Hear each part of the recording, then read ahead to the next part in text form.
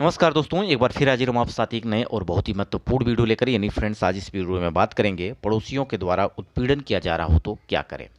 जैसे कि आपने देखा होगा आसपास में आपके पड़ोसी, या आपने कहीं सुना भी होगा कि बहुत सारे लोगों को जलन होती है जब कोई उनका पड़ोसी सक्सेस हासिल कर रहा हो, ऊंचाई पर जा रहा हो, बहुत खुश हो। तो ये सब देखकर लोगों को जलन होती है और इसी के दौरान वो अपने पड़ोसी को उत्पीड़ित करते हैं। तो ये इस वीडियो में आपको बताने वाले हैं कि उत्पीड़न कितने प्रकार का होता है। अगर कोई भी पड़ोसी आपको बहुत ज़्यादा उत्पीड़ित कर रहा है, यानी परेशान कर रहा है, तो आप कहाँ इसकी शिकायत करें। बहुत सारे प्रश्नों का जवाब इस वीडियो में देखें। अगर वीडियो आप पूरा देखेंगे तो सारी चीज़ें भी सीख पाएंगे। तो वीडियो के अंत तक जरूर बने रहिएगा। अगर चैनल पर पहली बार विजिट कर रहे हैं, चैनल को सब्सक्राइब कर लीजिएगा।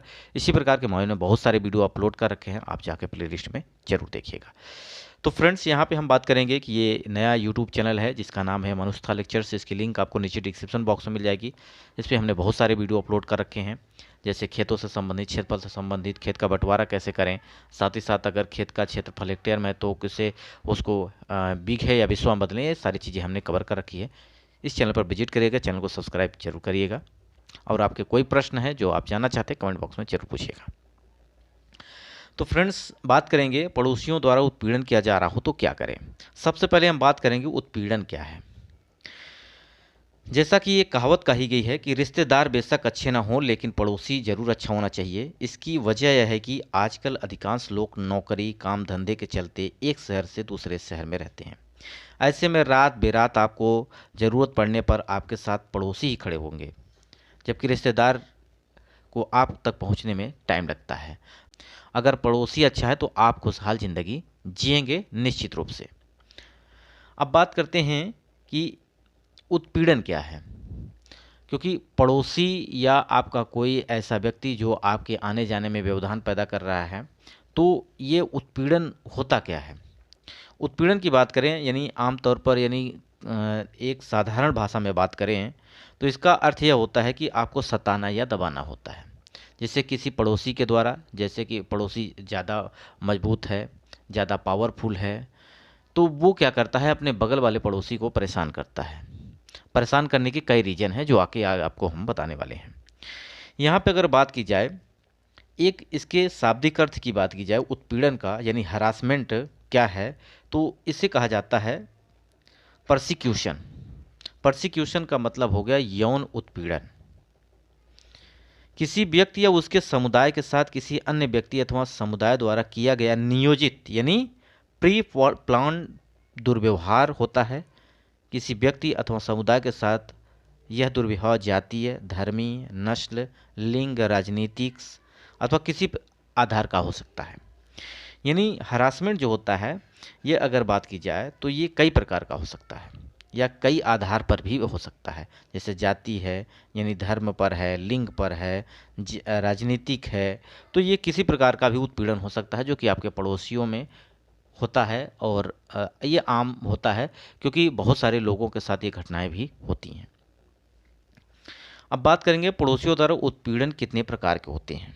उत्पीड़न कितने प्रकार के होते हैं, ये अगर बात की जाए तो इसकी एक कोई खास तरीका नहीं होता। यानी उत्पीड़न की बात कर दी जाए तो आज हम बात करेंगे उत्पीड़न के बारे में।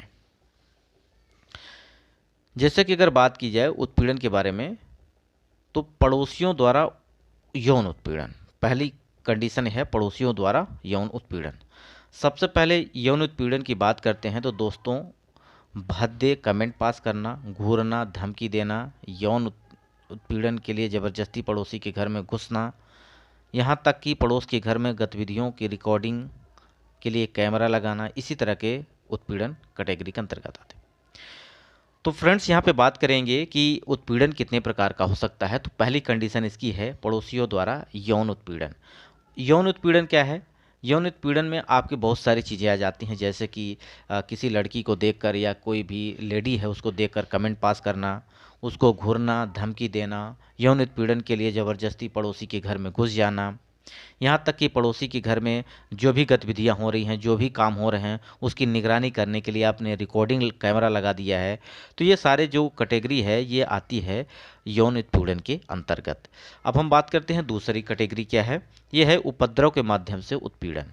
यानी उपद्रव का मतलब हो गया कि जो कोई भी व्यक्ति है उसके यानी जो भी कार्य कर रहा है उसके कार्य में शामिल होना, उसके काम को रोक देना, साथ ही साथ उसके पड़ोस के कोई भी संपत्ति है उसको नष्ट कर देना, खतरे पहुंचाना, तो ये सारी चीज़ें क्या हैं, उपद्रव के अंतर्गत आते हैं। जैसे किसी चीज़ को उसने बनवाया है, उसको आपने तोड़ दिया, तो ये सारी चीज़ें आ जाती हैं उपद्रव के अंतर्गत। अब बात करें शरारत के जरिए उत्पीड़न। शरारत के जरिए उत्पीड़न का मतलब ये हो गया कि यदि कोई भी व्यक्ति अपने पड़ोसी को गलत तरीके से नुकसान पहुंचाने यानी नुकसान पहुंचाने के इरादे से कार्य करता है तो उसे शरारत के जरिए उत्पीड़न के दायरे में रखा जाता है।